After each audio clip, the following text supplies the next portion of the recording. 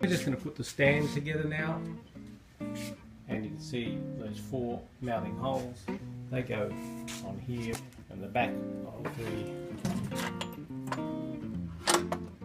stand has these brackets, 2 brackets, welded nuts. We're going to take them and remove them. So we've got the brackets removed from there.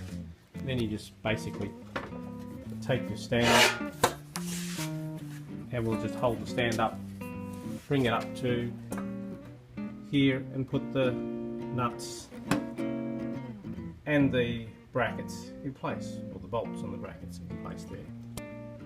And so there we've got the brackets in place. They're just finger tight at the moment. We'll use a set of Allen keys and we'll just tighten them from the other side. Having put the sealing head is really quite straightforward. And here we've got some screws.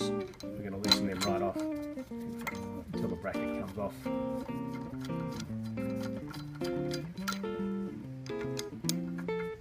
And then tighten them in again.